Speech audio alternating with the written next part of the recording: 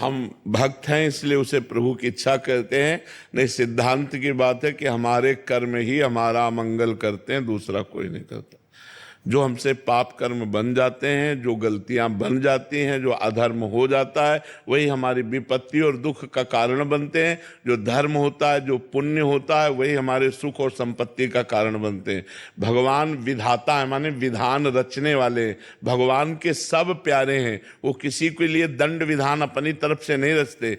जब आप कर्म करते हो तो वही कर्म आपका दंड विधान बन जाता है। कौन काहू के सुख दुख कर दाता, निज कृत कर्म भोग सुन भ्राता। इसलिए हम भगवान का नाम जप करें, जिससे अशुभ कर्म नष्ट हो जाए, पाप कर्म नष्ट हो जाए, तो हम सदा के लिए सुखी हो जाए। परम हित भगवान के चिंतन में होगा।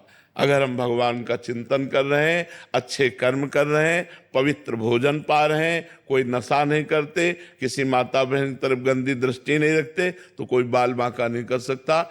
आए हुए दुख को भी हम आनंद पूर्वक सह सकते हैं और सह कर निकल जाएंगे। भगवान उतना दुख नहीं देते जितना सह ना पाओ, उतने देते हैं जितना सह पाओ। अगर हमारा कर्म ऐसा है कि हम असहनीय कष्ट, तो फिर असहनीय कष्ट भोगना पड़ेगा।